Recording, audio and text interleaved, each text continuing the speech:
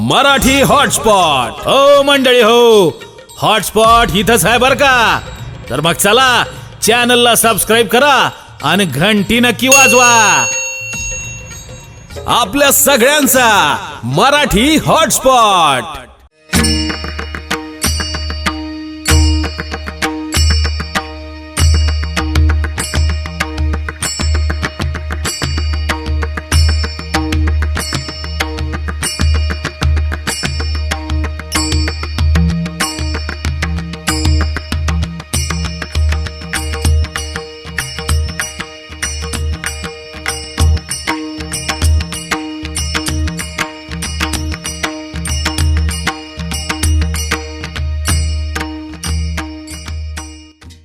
सोडून बाजूला बोलू नका. तुम्ही मार. कसं करू? मिक्स करू का? ठीक आहे. मनुष्य शरीर मिळालंय आपल्याला, ते काहीतरी करण्याकरता मिळालंय. ठरवलं या शरीरानं वैकुंठात जाता येतं, ठरवलं मुक्त होता येतं, ठरवलं नरकात जाता येतं. याला जंक्शन स्टेशन म्हणा. इतर शरीरामध्ये काय फरक आहे? थोडं लक्षपूर्वक इकडं जरा. अभंग कळण्याकरता मला बैठक मांडायची अभंगाची. मानवी जीवनामध्ये आणि इतर शरीरामध्ये जो फरक ठेवला भगवंताने, खरं तर देवानं हे मनुष्य शरीर नव्हतं, अगोदर बाकी सृष्टी निर्माण केली होती. जमिनीहून फरफटणारे होते, आकाशातून उडणारे होते, पाण्यात राहणारे होते. सृष्टा पुराण्य विविधान्य जयात्म शक्त्या वृक्षांसरी स्रप पशु खगदंश मत्स्या हेची जाणावया निजरूपाते पूर्विते ज्ञानंते निज मायेचे न्याते केले बहुते शरीरे. मधून मधून थोड्या शिट्ट्या सोडीदा म्हणजे लोक झोपणार नाही. एकी केले भूचरे एकी केले केचरे चेरे आचरे ते के. गोमीच्या ठिकाणी असंख्य पाय, सर्पादी अग्नीच्या ठाई म्या चरणची केली नाही. बघा कशी सृष्टी आहे. गोम असते, किती पाय असतात तिला. गोमीला असंख्य पाय, सापाला पायच दिले नाही.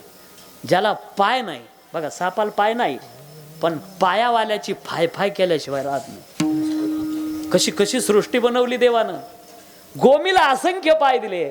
आणखी एक किडा आहे, शेतकरी माणसं आपण सगळ्यांना माहिती आहे. त्याला असा हात लागला का गोल होतो. काय म्हणतात त्याला इकडं? पैसा. आमच्याकडे पैसा. काही भागात त्याला वाण्या म्हणतात. वाण्या दुकानदार नाही बरं का, त्याचं नाव आहे.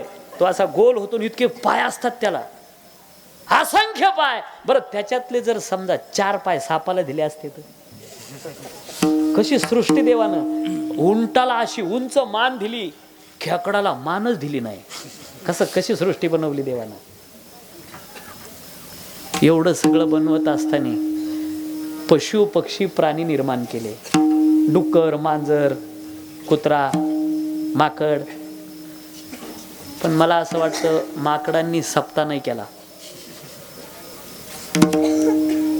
माकडांनी सप्त्याला वर्गणी दिली. माकडानं कधी गळ्यात टाळ घेतला. माकडानं पंढरपूरची वारी केली. माकडानं कधी कुठल्या संतांची वारी केली. सोहळ्यात माऊलीच्या पायी चाललं माकड. मी ओरिजिनल माकडाबद्दल बोलतोय. तुम्हाला वेगळं वाटेल, मी बाजूला बोलणार नाही. माकडाला कळत नाही, फक्त एकच माकडीन होऊन गेली. सांगाल का कोणी नाव? तिनं आयुष्यामध्ये फक्त गळ्यात टाळ घेऊन कीर्तनात टाळ वाजवला, बाकी काहीच काम केलं नाही. डॉक्टर विकासानंद मिसाळांनी, महिपती महाराजांनी तुकाराम महाराजांचं चरित्र लिहिलं, तेच त्याला विस्तारपूर्वक मांडलं.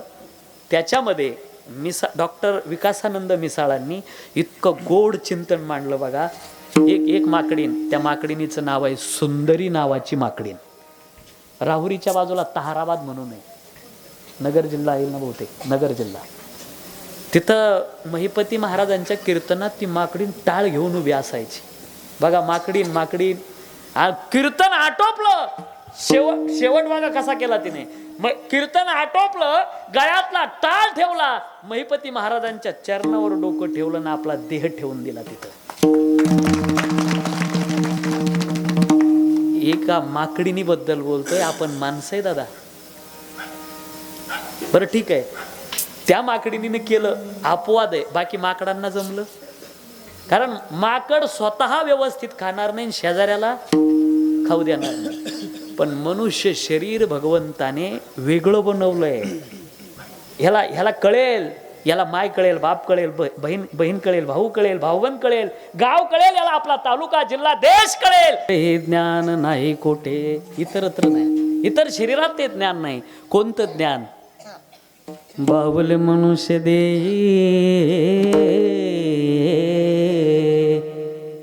निज ज्ञान घातले पाये, जेने ज्ञाने दे बाई पावते. हे रे ज्या ज्ञानाच्या ओघाने ज्ञाता ज्ञेय स्वरूपाला जाईल, देही विदेही अवस्था प्राप्त करू शकतात, असं ज्ञान भगवंतांनी या देहात टाकलं. आपण का गप्प बसावं? मनुष्याचा मनुष्यपणा खरा त्यात आहे. जर तो नारायण साधवील तर नाही तरी हीन पशु होणे, पशु पक्ष हीन त्याच्या जीवनामध्ये. जर नाही त्याने परमार्थ नाही केला, कीर्तन ऐकलं नाही, सप्त्यात भाग घेतला नाही, कधी पंगत दिली नाही, अरे अशा माणसाला शास्त्र काय सांगता? आग लागू त्याच्या जीवनाला. जळते जे आले पण अगा पृथ्वीवरी पाषाण नसती काही. काय पूर्वार्ध हिचा? जळोते जे आले पण अगा पृथ्वीवरी पाषाण नसती काही. माझी हे भक्तिवीन, क्या बात आहे. मी करंट तपासत होतो. माझी हे भक्तिवीन, जळोते जे आले पण अगा पृथ्वीवरी पाषाण नसती काही. जीवनामध्ये भक्तीच नसेल ना, मग इतर दगडांचा काय तोटा आहे का? दगडगोट्यांना कमी आहे का? दगडाचा उपयोग काय होतो? कोणत्या दगडाचा? भक्ती नाही, आशा. पण काही काही इतके भेसुरी उडते पहा, त्याचा आवाज ऐकल्यावर असं वाटतं याचे बेन आपण जगूच नाही. ते जे आवाज कारखान्यात टाका, कारखान्याचा विध्वंस होईल पण आवाज सुधारणार नाही. बरं हे जे असतात ना कोणते, ज्याला चांगलं म्हणता येत नाही, ते दम मारितच नाही, त्याला माणसातच म्हणावं वाटतं. तुम्ही बघा ते पंक्तीला जरी असले हरे राम हरे राम, स्वरात नाही काय नाही. बरं ज्याला गाता येत नाही त्याला माणसात म्हणायची लय हाऊस. बरं ज्याचा पाठा नाही ते प्रमाण दिल्याशिवाय राहत नाही. ज्याचा पाठा नाही ना, मी त्या आता गावाचं नाव सांगायला अवघड आहे. दोन मिनिटं बंद करता का?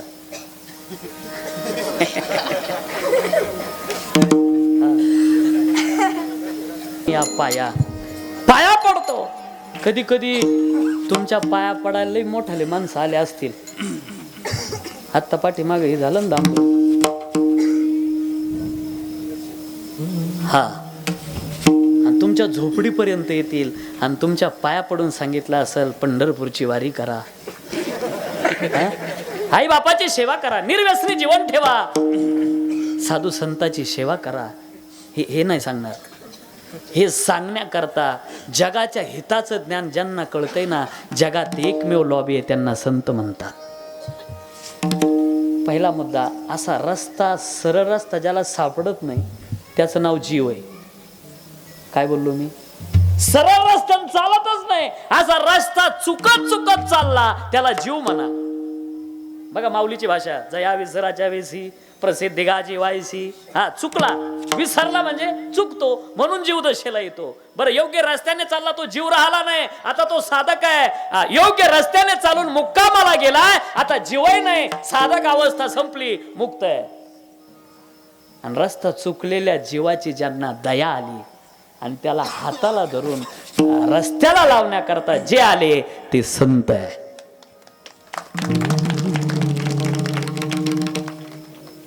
वैकुंठामध्ये मीटिंग भरली. मला असं वाटतं मीटिंग शब्दाचा अर्थ काय सांगायला नको जास्त, लय मीटिंगा पाहिल्या आपण. आणि आता ते मीटिंग न कळायला ते काय भागवत आहे का? मीटिंग भरली, भगवान विष्णूने सांगितलं शिवाला, ब्रह्मदेवाला आणि आदिशक्तीला, तुम्ही मृत्यू लोकात जा. कशा करता? या समाजाला चांगलं वाईट कळणं, याला संगत कुणाची करावी हे कळणं, अधपतनाकडे जाणाऱ्या समाजाला उन्नतीच्या मार्गाकडे न्यायचं, त्याकरता तुम्ही मृत्यू लोकामध्ये जा. आता शिवजी म्हणले, संत आले ना, संत येण्याची 3च कारण आहे. पहिलं कारण होतं संतांचं येण्याचं, स्वतः त्याची सेवा करायची, जन्मोजन्मी त्यांची अपेक्षा आहे. मनाजोगी करण्याकरता घेईन मी जन्म यादसाठी देवा तुझी चरण सेवा. साधावाया शब्दाचा अर्थ मते महाराज मनाजोगी होण्याकरता असा आहे. जुन्या काळात चित्र काढणारे चित्रकार असायचे. चित्र काढलं नाही जमलं फाडून टाकायचे, नाही जमलं का फाडायचे. ज्या वेळेला बरोबर चित्र येईल ना त्यावेळेस म्हणायचं आता साधलं म्हणजे काय झालं?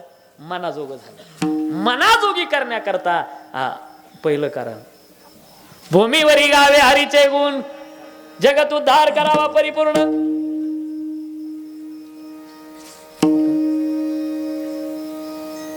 याला गे अवतरले संत जन तुझे कारण नसे की. 2 कारण सांगितले. काय? भूमीवर गावे हरीचे गुण. दुसरं कारण आपल्या कामाचं आहे, आता जगत उद्धार करावा परिपूर्ण. भगवान शिवजी म्हणले मी काय हो? तुम्ही निवृत्तीनाथ महाराज व्हा. सदाशिवाचा अवतार स्वामी निवृत्तीदाता. दुसरे ब्रह्मदेव, मी काय हो? तुम्ही त्यांचे लहान भाऊ व्हा. ब्रह्मा सोपान तो झाला. आदिशक्ती त्यांची बहीण झाली.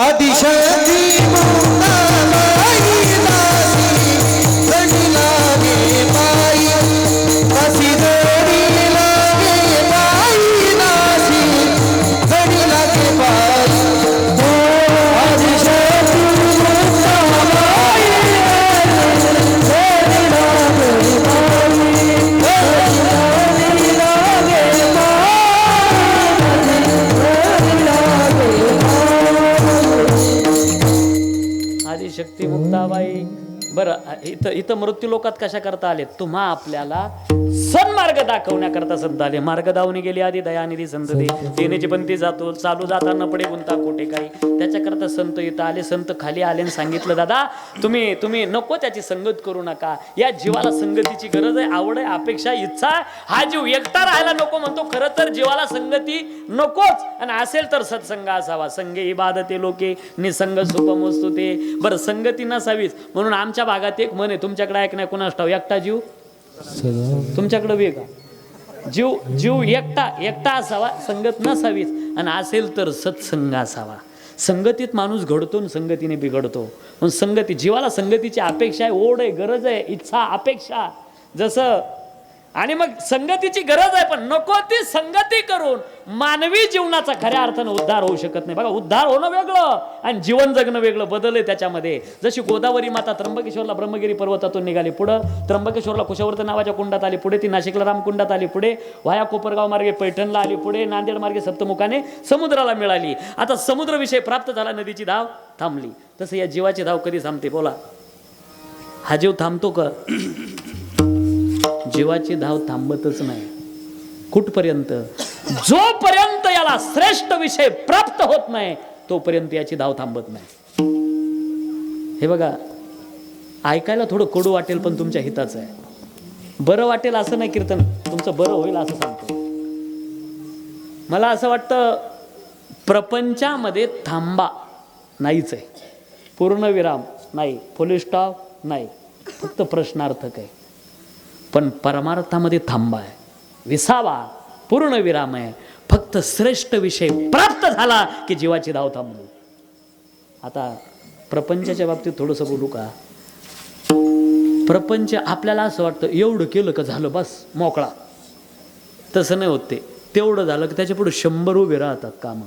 जसं आहिरावण महिरावण मारल्यानंतर थेंबातून तयार व्हायचे ना, तसं एकच सारिता तो पुढे उभे एक, असा प्रपंच आहे. आणि प्रपंचाची सगळ्यात मोठी दुर्गती सांगतो, प्रपंच कोणालाच पूर्ण दिला नाही, कोणाचाच पूर्ण झाला नाही, होतही नाही, होणारही नाही. नाही तर मला नाव सांगा एखाद्याचं त्याचा प्रपंच पूर्ण आहे. देवांचा नाही तर भगवान शिवाच्या प्रपंचात केवढी समस्या. ज्या वेळेला कथा ऐकण्याच्या उद्देशानं अकोल्याला गेले होते, अगस्तीजींच्या आश्रमात.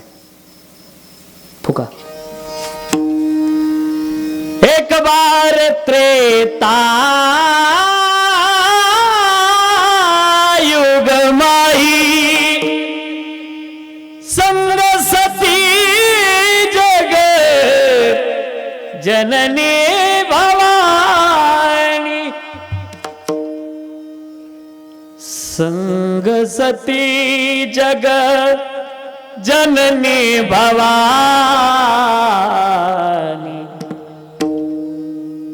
एक बार त्रेतायुग माही. कुठं गेले? कथा ऐकली परत येताना ज्याची कथा ऐकली त्याचं दर्शन झालं. माझा इष्टदेव राघव आहे. दर्शन घेत नाही का? दक्ष राजाची कन्या माझ्या बरोबर, दक्ष नाम चतुराची बेटी, पाया पडत नाही. पुढे गेले, राहुलं नाही. तारो के तेजो में चांद छिपे नाही, सूरज छिपे नाही, बादल छायो, रीड पडे रजपूत छिपे नाही, दाता छिपे नाही, मांगन आयो, चंचल नारी की नहीं छिपे नाही, प्रीत छिपे नाही, पीठ दिखायो. राहुलं नाही, दर्शन घेतलं. विचारते सती कोणाचं दर्शन घ्या? ज्याची कथा ऐकून आलो ना ते माझा इष्टदेव राघव आहे. असा देव असतो का? झाडांना, वेलींना, यांना विचारतोय सांगा माझी सीता कुठे असेल, ज्याची स्वतःची पत्नी कुठे जे त्याला माहिती नाही. असा का देव आहे का? जा परीक्षा घे. परीक्षा घेण्याच्या उद्देशानं जाता परीक्षा घेतली, पण शिवाला खोटं बोलल्या बघा. कजून परीक्षा लीन उजाई केन प्रणाम तुमरी नाई. खोटं बोलते. परिणाम असा झाला बघा. प्रपंचात केवढी समस्या आली. वामभागी बसण्याचा अधिकार संपला ना अग्निकुंडामध्ये हा देह विसर्जित करावा लागला. सती मरत शनिवार मागा, सती मरत शनिवार मागा, जन्म जन्म शिव पद अनुरागा, जन्म जन्म शिव पद अनुरागा, जन्म जन्म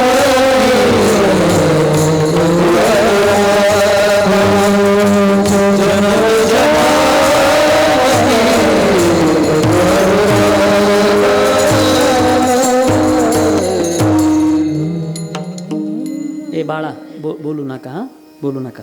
तुम्ही बसल्या बसल्या माझ्या पाठीमागे एक श्लोक म्हणा. हात जोडा अशी म्हणा सगळ्यांनी. आम्ही सर्वजण पाठीमागे जाऊन बसू. बसा पण बोलू नका. विठाला विठाला.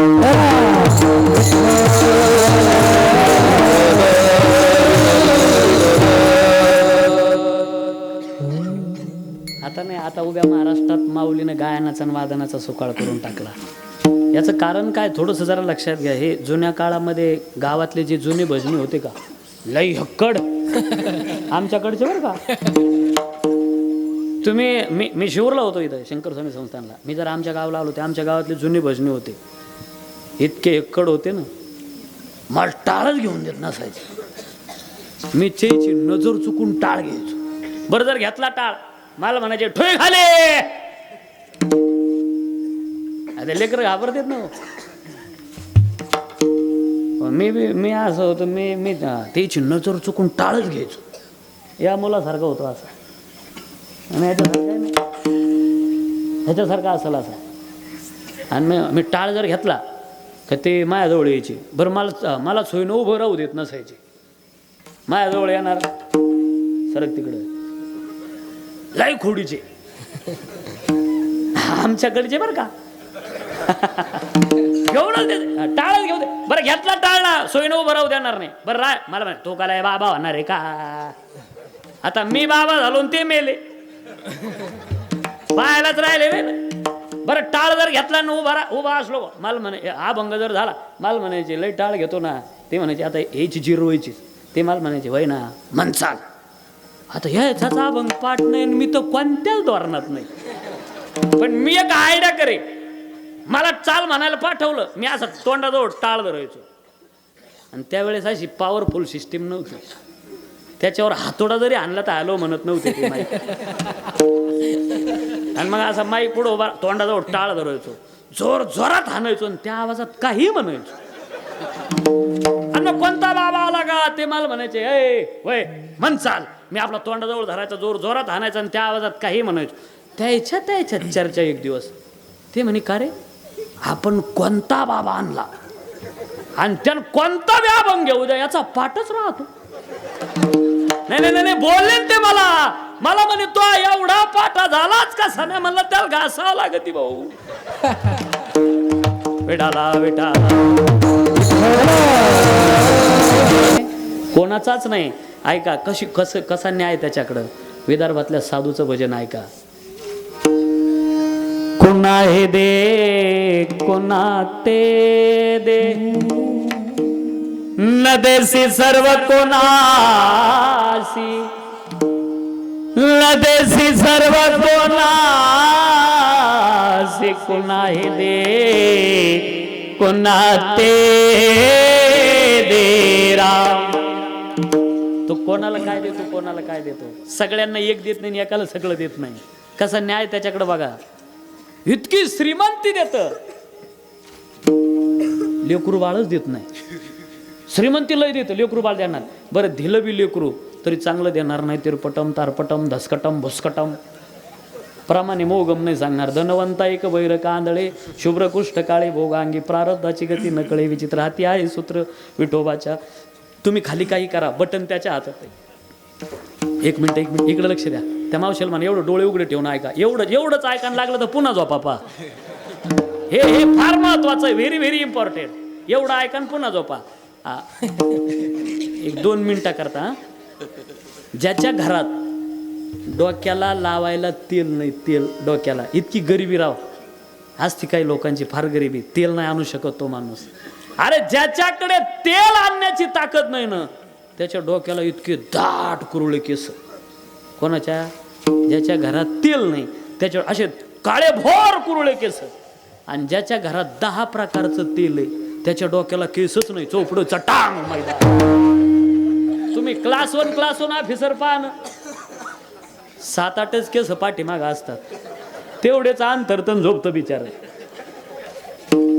सांगा आता प्रपंचामध्ये कशी कमी ठेवली. एकाच्या घरातलं तेल नेलं आणि एकाच्या डोक्याची सगळं कोणाला. प्रपंच पूर्ण कोणाचा होत नाही, झाला नाही आणि होणार नाही. त्याकरता कीर्तन नाही लक्षात राहिलं तरी चालेल. एवढा मुद्दा घरी घेऊन जा. प्रपंचामध्ये एखादी गोष्ट कमी मिळाली असेल तर या समाजाला सांगू नका. पंढरपूरला जा माझ्या पांडुरंगाच्या समोर उभे राहा आणि पांडुरंगाला सांगा. काय देईल हा समाज भिकारडा देणार नाही. पाठीमागं तुमची टिंगल उडवल्याशिवाय राहणार नाही. अंतकरणामध्ये जास्त दुःख असेल तीव्र. भिकारी सारे दुनिया दाता एक राम. भिकारी सारी दुनिया दाता एक राम. भिकारी सारी दुनिया दाता एक राम. भिकारी सारी दुनिया भिकारी सारी दुनिया भिकारी सारी दुनिया दाता एक राम. भिकारी सारी दुनिया दाता एक राम. भिकारी सारी दुनिया दाता एक राम. थोडं माग पुढं जरी झालं आपल्यात ऍडजस्ट करायचं. आपल्या यायला नाही कळलं पाहिजे आणि यायचं आपल्याला नाही कळलं पाहिजे. याला ऍडजस्टमेंट ऍडजस्टमेंट करायलाच पाहिजे. माझा इथं औरंगाबादला मित्र आहे नाही त्याचं नाव सुनील आहे पण मी त्याला सुन्याच म्हणतो. आणि तो मला हा नाही तुम्ही नका कोणी चान्स मारू. मी त्याला सुन्या म्हणतो तो मला.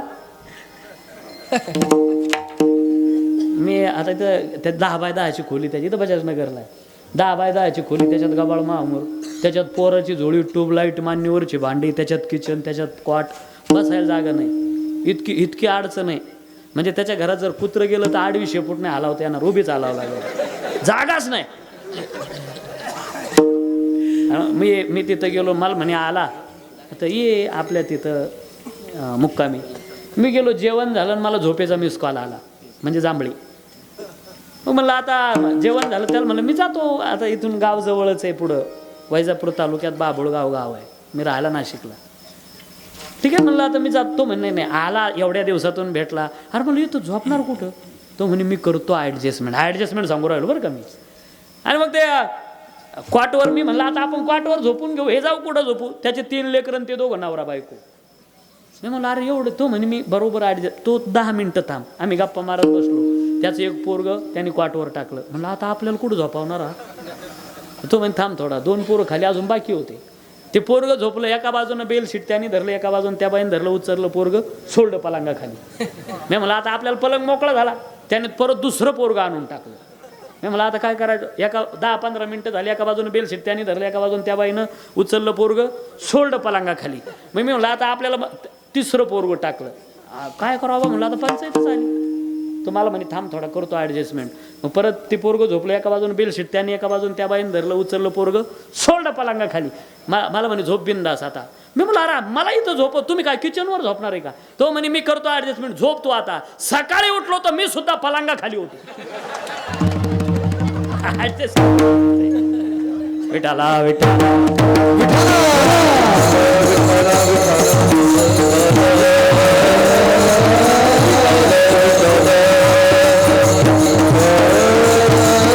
कुंडली काबरदार विठ्ठल हरिनाथ भगवान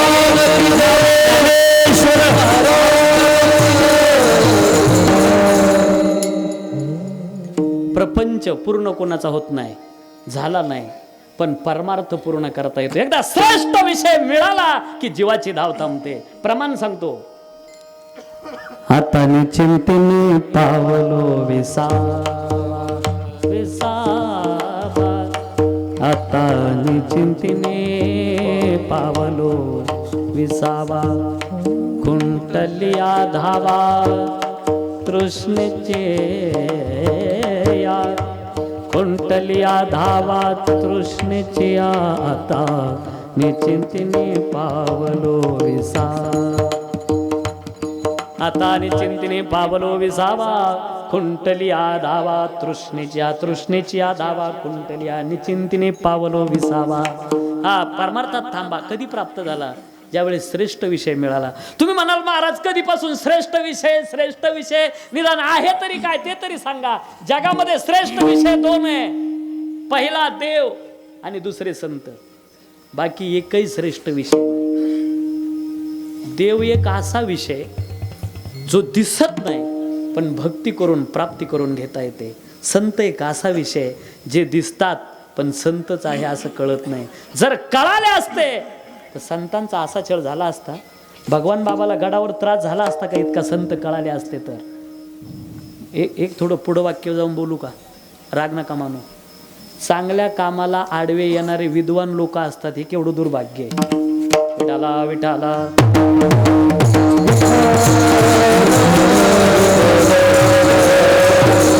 ज्याला संत कळत नाही या नजरेला. संत कळाले असते, शोभा कासाराच्या बायकोनं तुकोबरायाच्या अंगावर असं कडक पाणी, ज्या वेळेला उकळतं पाणी तुकोबरायाच्या अंगावर पडतंय, त्यावेळेला अंगाचा दाह नाही, कातडी निघाली, फोड आली दादा तुकोबरायाच्या अंगाला. केवढा अधिकार माझ्या तुकोबरायाचा. नाही एक शब्दानं दुखवलं नाही शोभा कासाराच्या बायकोला, शब्द बोलले नाही, नामचिंतन करत करत पांडुरंग पांडुरंग पांडुरंग. दुसरा प्रसंग आहे का, मंबाजी बुवाने काठीनं झोडपलंय. आता तुकोबाराय घरी जातात आणि ज्या हातानं मारलं मंबाजी बुवाने त्याचे हात चेपायला सुरुवात केली. मला सांगायला सोपं आहे दादा, हे करायला फार अवघड आहे ना. केवढं अंतकरण करावं लागले असं. अरे ज्यानं मारलं तुकोबारायने याच्यातून आपल्याला हेच शिकवलं, कुणी आपल्याला जर त्रास दिला त्याच्या बदल्याची भावना ठेवू नका. तुम्हाला त्रास दिला ना, तो बरोबर करल, काय करायचं, आले देवाजीच्या मना. मग आपण त्याला बदल्याची भावना ठेवायची नाही. एखाद्यानं त्रास दिला, बदल्याची भावना मनातून निघून गेली आपल्या का देवाला भेटण्याच्या पात्रतेचे आपण झालो समजा.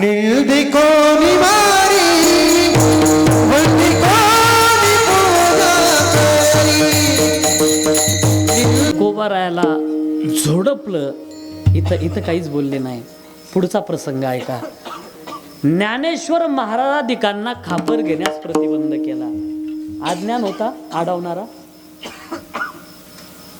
मला माझ्या मुद्द्यावर यायचं आहे आता. बालपणी मायबाप गेले होते, 4 भावंड अनाथ झाली. मला असं वाटतं आईबाप असल्यानंतर आईबापाचं नाही महत्त्व कळालं, असेपर्यंत नाही कोणालाच कळत. अरे तुम्ही लई मोठा बंगला बांधा दादा, लई मोठा बंगला बांधा, आणि तुमच्या बंगल्याच्या वट्ट्यावर अशी आई बसलेली असावी, बाप बसलेला असावा, लई शोभा असते दादा त्या बंगल्याला. अरे ज्या दिवशी तुमच्या वट्ट्यावरचा बाप जाईल आणि आई जाईल ना, तुमच्या बंगल्याची शोभाच गेली समजा. ती म्हातारी माय बसलेली असती वट्ट्यावर. अरे ही लेकरं अनाथ आहे, ज्याला मायबाप नाही त्याला कळतं दादा. अरे तुम्ही आशेपर्यंत नाही, एकदा नजरे आड झाले ना, तुमच्या डोळे आड झाले ना, एकदा मातीत मिसळले ना मायबाप, कधीच नाही भेटणार राजा हो तुम्हाला, कधीच नाही भेटणार परत. तुम्ही किती आई आई करा आणि किती बाबा बाबा करा. आता येतानी मला विष्णूभाऊ बोलले, वडील 2 वर्ष झाले ना, वाटला 20 वर्ष झाले. मला असं विचारायचं आहे, काय केल्यावर येतील परत हो? आता कधीच नाही येणार, कधीच नाही येणार दादा. अरे ज्यांचे आहे त्यांनी सेवा करा दादा. बापाच्या जीवनातलं दुःख कसं सांगू तुम्हाला. बाप कमी नाही हो, लई प्रेम करणारा असतो. मला असं वाटतं इकडच्यापेक्षा इकडं लवकर कळल. तुम्ही रडाल सगळ्या, मला माहिती आहे. तुम्हाला दिवाळीच्या सणाचा आनंद कुठपर्यंत आहे. माहेरात तुमची माय जिवंत आहे तोपर्यंत. ज्या दिवशी माहेरातली माय गेली ना आणि बाप गेला, तुमच्या दिवाळीच्या सणाचा आनंदच संपला दादा.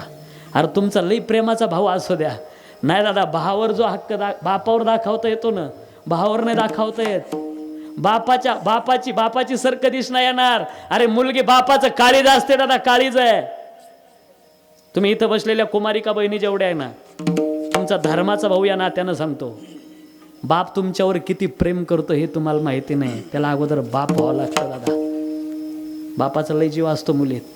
म्हणून माझी विनंती आहे तुम्हाला, तुम्ही भरपूर शिका, मोबाईल घेऊन फिरा, तोंड बांधून फिरा, पण आपल्या बापाला या समाजात खाली मान झुकवावी लागणार नाही असं कोणतंच काम होऊ देऊ नका तुमच्या हातून. कित्येक बाप आहे दादा.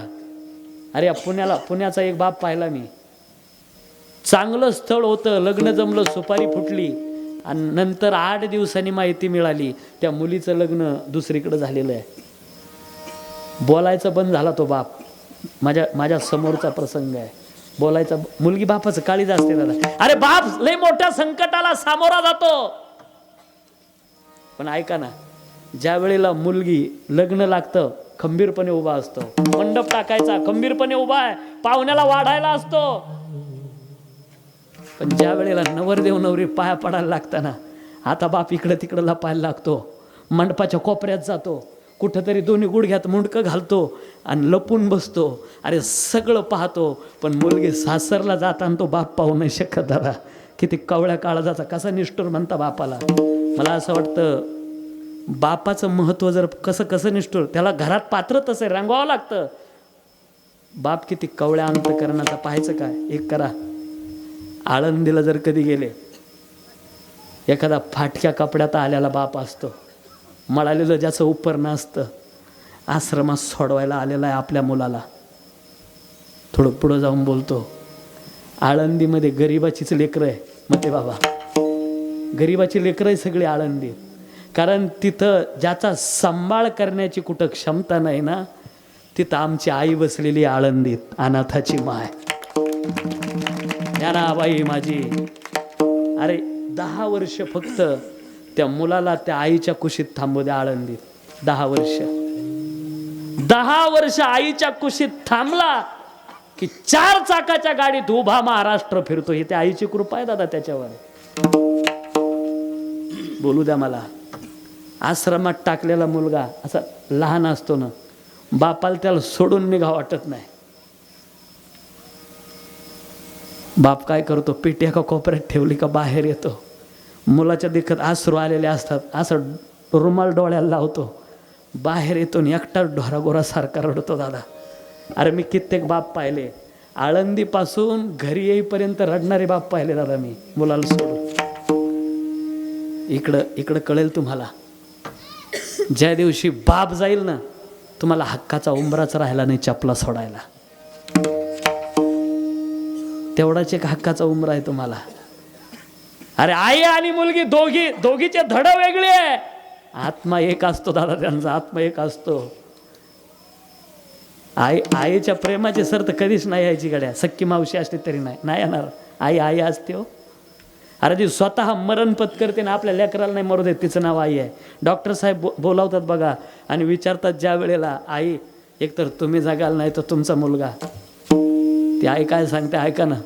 डॉक्टरचा हात धरते, डॉक्टर मी मेली तरी चालेल पण माझा वंशाचा कुलदीपक मरू देऊ नका डॉक्टर, पांडुरंगाची शपथ आहे. अरे आपल्या लेकराकरता मरण पत्करते, तिचं नाव आई आहे दादा. स्वामी तिनी जगाचा आई विना भिकारी, आई विना भिकारी. हे आई तू जर परत जन्माला आली ना, मी तुझ्या पोटी जन्माला येईल. घे जन्म फिरून येईन मी पोटी, खोटी ठरून देवा एक आस मोठी. प्रेम स्वरूप आहे वात्सल्य सिंधू आई असते. आईच्या मरणाची सर कधीच नाही येणार दादा. अरे बाप काय कमी आहे का. दिवाळीच्या सणाला जातो ना, सगळ्यांना कपडे आणतो, म्हातारी लुगडा आणतो, सोनाल साडी आणेल, लेकीला 5,000ची पैठणी परिस्थिती नसताना आणतो. सगळ्यांना कपडे आणले पण कधी बापाकडे पाहिलं का तुम्ही? ती म्हातारी गाठोडं सोडते, पाहते का हो सगळ्यांकरता कपडे आहे, तुमच्याकरता काय आणलं नाही का? म्हातारा सांगतो, म्हातारे माझ्या मापाची कापडच नव्हती बघ. अरे सांगत असताना अश्रूचे असे टपाटपा थेंब पडले आणि म्हातारी रडायला लागली. अहो सगळ्याची दिवाळी सजवत असताना माझा म्हातारा फाटका राहिला. हो बाप कष्टाचा काबाडी ऊस मळ्यात तोडतो या, माझा कंठ दाटतो या, गोष्ट बापाची सांगताना. 4 अनाथ असणारी ही लेकरं आहे. आळंदीमध्ये नाही भिक्षा मिळू दिली, पैठणमध्ये तेच घडलं प्रतिष्ठानी, त्र्यंबकेश्वरला आल्यावर सुद्धा हेच घडलं. मला एक विचारायचं आहे, वाघ बाबा वारकऱ्याच्या संतांनी काय बिघडवलं होतं या समाजाचं? अरे पोटाकरता फक्त अन्न मागितलं होतं, ते या समाजानं मिळू देऊ नये? काय बिघडवलं होतं? अरे ज्या वेळेला माझी मुक्ताबाई चिमुरडी त्र्यंबकमध्ये तिच्या पायातली चप्पल फाडली, किती त्रास सहन करावा, आणि मुक्ताबाईनं हात जोडले, दादा आता आत्महत्या करून टाकायची, हा समाज जगू देणार नाही दादा आपल्याला. माऊली सांगतात, मुक्ते असं बोलून चालणार नाही. मे महिन्याचं कडक ऊन आहे, पायी चालणारी माझ्या मुक्तीच्या पायाला फोड आली. निवृत्ती दादाचं लक्ष गेलं, उचलून घेतलं मुक्तीला. माऊलीने पाहिलं पायाची फोड, वडाची पानं तोडली, मुक्तीच्या पायाला गुंडाळली.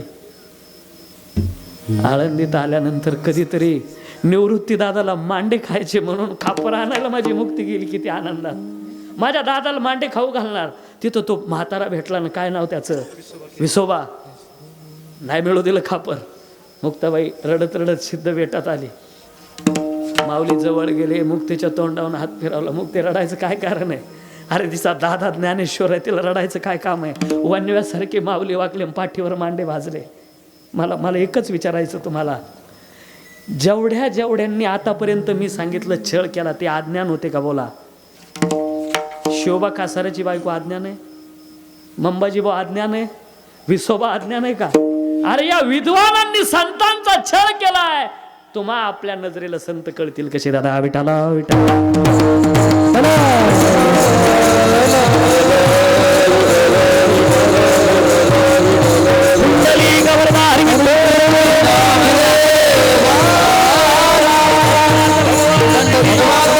माऊली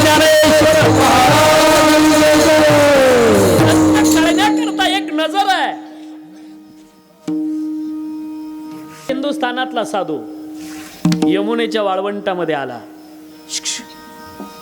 यमुनेच्या वाळवंटात येतो, तिथं भांडण चाललेलं होतं. 2 मावल्या गौऱ्या वेचताना एका बाजूला एकच वेचत होती. भांडण कशावरून ऐका, त्या दोघीच्या जेवढ्या गौऱ्या होत्या ना तेवढ्याच्या एकीच्या असायच्या. काय नाव तिचं? जनाबाई. भांडण चाललं, तिच्या का तितक्या असायच्या, तिला ब्रह्मांडाचा मालक वेचू लागत होता म्हणून तेवढ्याच. त्या बाकी दोघी म्हणायच्या तुझ्या गौऱ्या आमच्या गौऱ्या इतक्या, तू आमच्या गौऱ्या चोरते. राग आला जनाबाईला माझ्या, आणि रागाच्या भरात गौऱ्या एकत्र करून टाकल्या. आता उत्तर हिंदुस्थानातला साधू जनाबाईला भेटण्याकरता आला होता. आता पुढं आल्यानंतर लहान लेकरू रडायचा आवाज आला म्हणून जवळ गेला आणि विचारलं कोण आहे, का रडते? म्हणले ती नाव जनी आहे. जनी? हिचाच उपदेश घ्यायला आलो होतो आपण, हिला भेटण्या. नाही, हिला गौऱ्यावरून भांडते, हिचं काय ऐकायचं? परत फिरला तो उत्तर हिंदुस्थानातला साधू. बऱ्याच अंतरावर जातो आणि पाठीमागून आवाज येतो, थांबा बाबा. त्या साधूचं नाव आहे कबीर महाराज. आवाज दिला, काय बाळ, आमचं अगोदर भांडण मिटवा आणि मग खुशाल निघून जा. काय भांडण आहे? माझ्या गौऱ्या चोरल्या. असं बोलायचं नाही बाळ. गौरीवर नाव आहे? हो नाव आहे ना. काय नाव आहे? विठ्ठल नाव आहे. एक शपक प्रमाण आहे बरं का, गाथ्यातलं नाही, कथाकारांनी बसवलं ते. आता संत कबीराने पंढरपुरात चमत्कार पाहिला.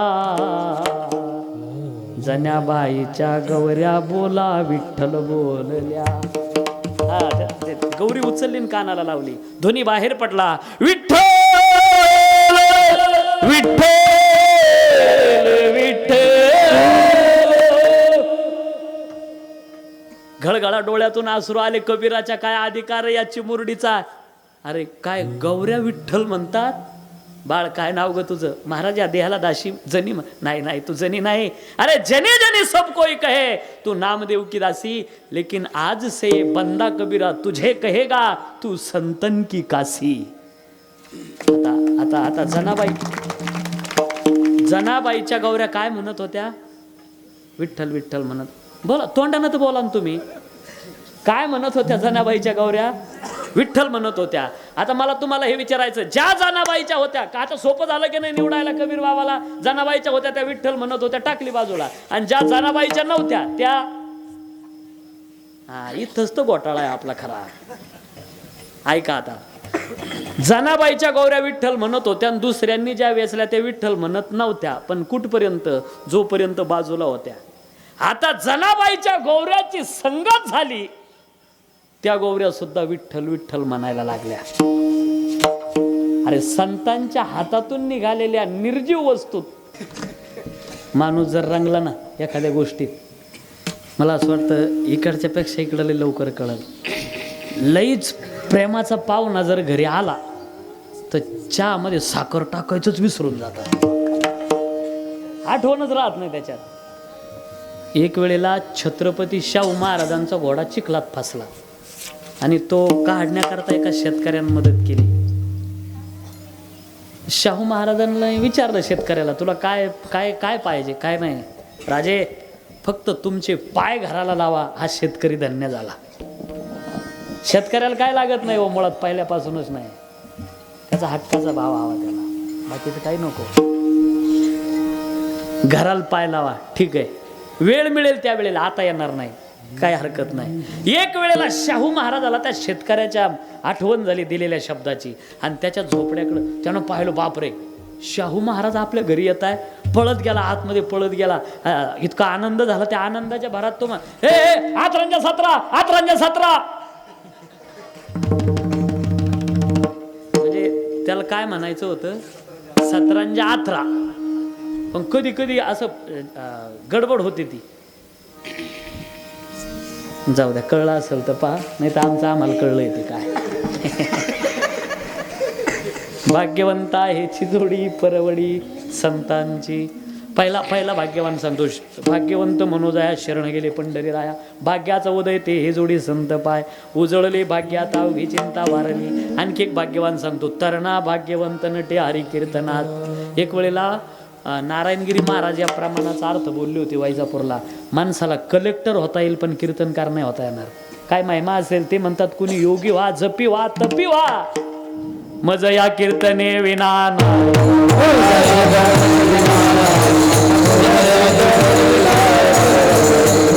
कुणी काही जरी केले आचरण. तरणा भाग्यवंत.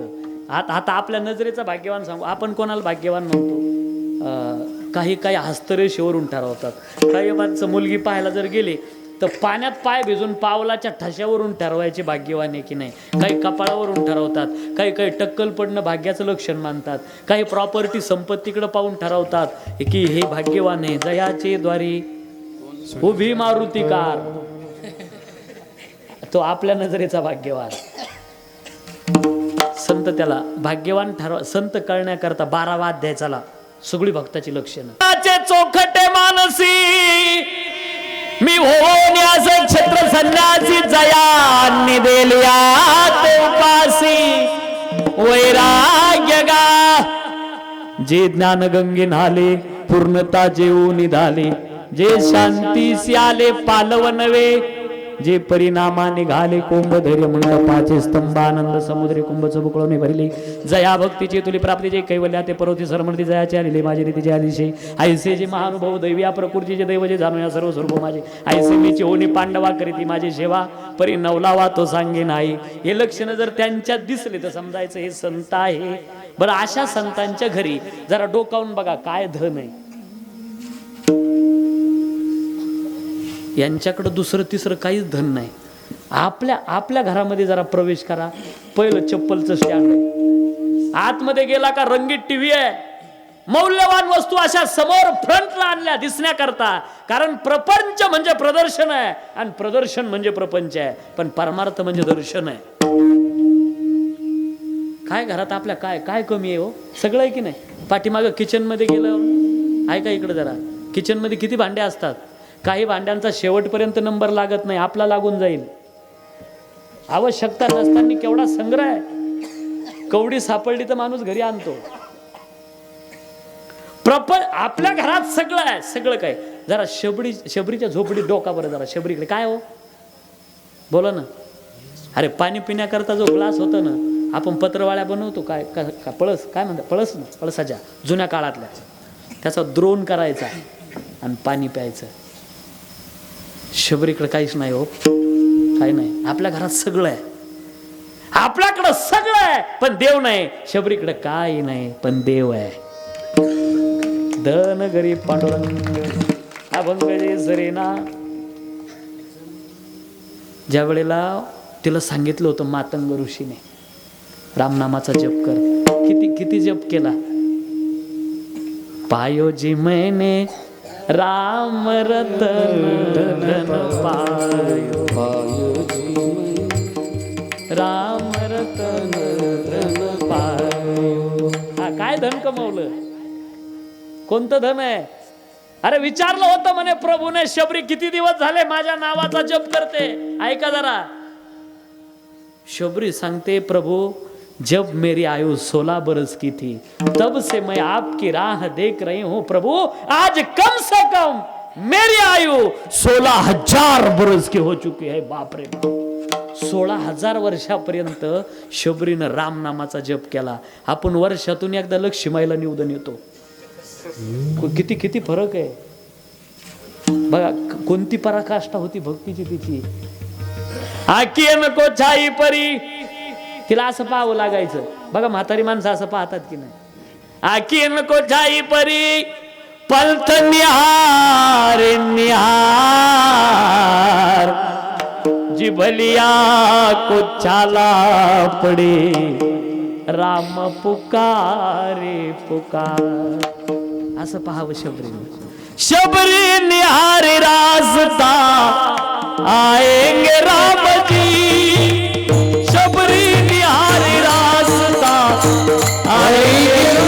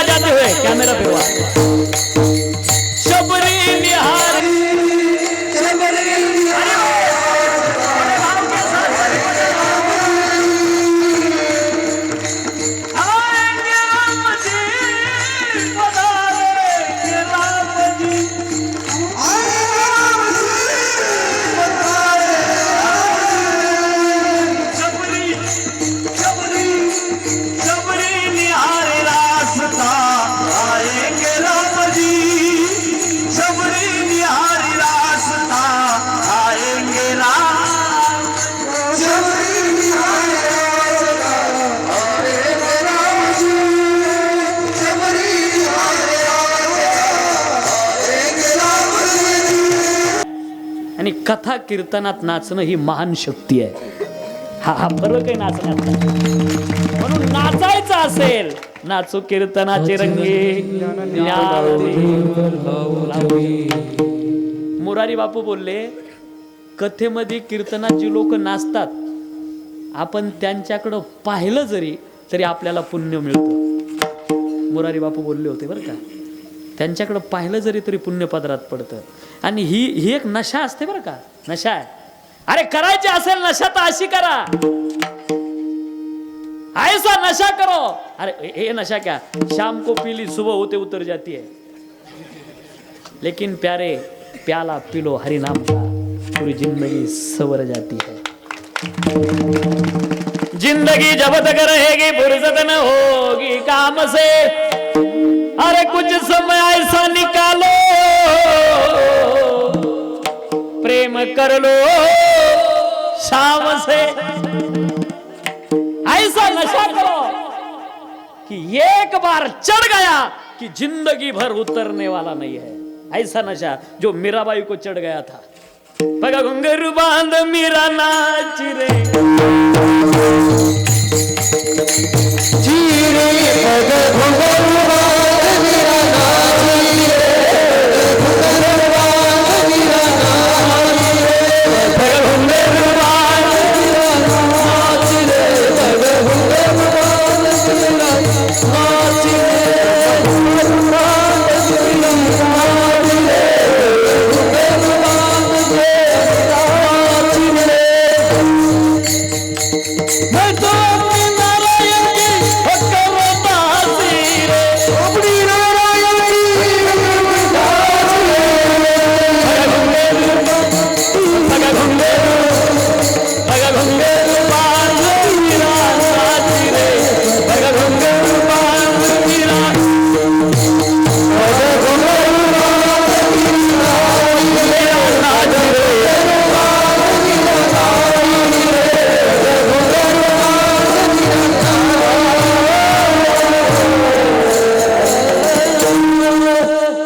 शबरीकडे काही नाही, देव आहे. आपल्याकडे सगळं आहे, देव नाही. नामदेव महाराज ज्या वेळेला स्वतःच्या लग्नाकरता गेले, घर कडीवर होतं. ज्या वेळेला परत आली वरात, कडी उघडली आणि आतमध्ये पाहिलं तर काय होतं, खुंटीला टांगलेला एक टाळ आणि विणा होता. काय वाटलं असेल माझ्या राजाईला.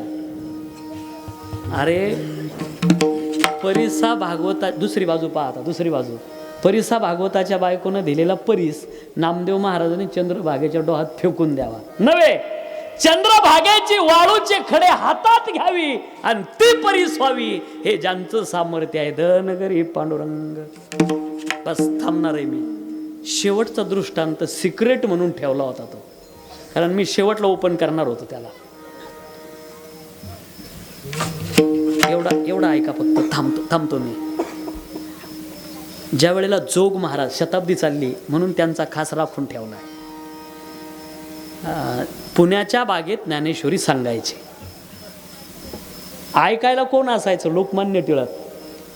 जोग महाराजांच्या समोर अजूनही जोग महाराजांचा फोटो बघा. त्यांच्याकडं का नामदेव शास्त्रीचं कीर्तन झालं, भगवानगडचे शास्त्री बोलले की मग जोग महाराजांकडं पाहण्याची हिंमत नाही कोणाची, हातात काठी आहे. बसलेले होते आपले बागेमध्ये, ज्ञानेश्वरी सांगायचं काम चाललं. लोकमान्य टिळक ऐकायला. पुण्यातला एक लय श्रीमंत माणूस, इतका श्रीमंत माणूस की त्याला पाखरं राखायचे असेल तर तो गोपनीत खडे नाही, सोन्याचे मणी मारीत होता. इतका श्रीमंत माणूस. त्याला लोकमान्य टिळकाला आपल्या घरी न्यायचं होतं. लोकमान्य टिळक जात नाही. आता श्रीमंत लोक कधी कसं काय डोकं चालवतील सांगता येणार नाही. त्याने ठरवलं या ज्ञानेश्वरी सांगणाऱ्या बुवालाच आपल्या घरी न्यायचं, म्हणजे लोकमान्य टिळक आपोआप येतील. बघा कसं डोकं चालवलं त्याने. त्यावेळेला चांदवडी रुपये होते. एक पोतं भरलं, टांग्यामध्ये टाकलं. सकाळची वेळ आहे. जोग महाराज स्थानापन्न आपल्या जागेवरती बागेत आहे. तिथं पैशाचं पोतं उतरवलं. सांगितलं महाराज, यजमान पद स्वीकारण्याबद्दल तुम्हाला 1 पोतं पैसे आहे. बापरे, 1 पोतं फक्त आमंत्रणाचे. जोग महाराज म्हणले नाही कळलो, नाही समजलो मी. महाराज फक्त आमंत्रणाचं 1 पोतं आहे. तुम्ही जर माझ्या बंगल्यामध्ये 7 दिवस ज्ञानेश्वरी सांगायला आला तर तुम्हाला 7 पोते पैसे देईल. माझ्यासारखा बुवा जर असता वाघ बाबा सप्ताच बसून दिला असता, वर्षभर 7 पोते. भूमीवर प्रेम होतं जोग महाराजांचं. त्यांनी सांगितलं त्या ग्रस्ताला, त्या श्रीमंताला, नाही बाबा ही भूमी सोडून मी दुसरीकडे ज्ञानेश्वरी सांगणार नाही. इथं या भूमीवरती प्रेम आहे माझं. सिद्ध साधकाचे स्थळ, सर्व तीर्थाचे आहे ती मूळ. वास केली यथाकाळ महादोष आरती, असं ते ठिकाण आहे. आळंदी हे गाव, पुण्यभूमी ठाव, दैवताचे नाव सिद्धेश्वर. इथं सोड दुसरीकडे ज्ञानेश्वरी सांग. आता त्या श्रीमंताला राग आला बरं का, राग आला. मी 7 पोते पैसे देतो ना, हा बुवा नाही म्हणतो. राग आला 4 पावलं मागे सरकला. त्याने सांगितलं, जोग महाराज ऐकावं, या पुणे प्रांतामध्ये जोग महाराजाला 7 पोते पैसे देणारा फक्त हा एकटा पठ्ठ्या आहे. जोग महाराज म्हणले, खरं आहे. शब्द ऐका, पुणे प्रांतात जोग महाराजाला 7 पोते पैसे देणारा तू एकटा पठ्ठ्या आहे. खरंय खरंय पठ्ठ्या, पुणे प्रांतात. पण जा अख्खा भारत फिरून ये, तुझ्या 7 पोते पैशाला लात मारणारा जोग महाराज एकटा पठ्ठ्या आहे. एकच कारण, नगरी पांडुरंग अभंग जे सरेना न संपणार धन, संपदा तयाची न सरे कल्पांती. असं न संपणाऱ्या धनाची प्राप्ती असा ठेवा संतांकडे होता. म्हणून ते जनाविरहित जनाव्यतिरिक्त हा लाभ आहे. अशा विष्णुदासाला कोणतीच अपेक्षा राहत नाही. अभंगाची शेवट. मराठी हॉटस्पॉट. हो मंडळी हो, हॉटस्पॉट इथंच आहे बर का. तर मग चला चॅनलला सबस्क्राईब करा आणि घंटी नक्की वाजवा. आपल्या सगळ्यांचा मराठी हॉटस्पॉट.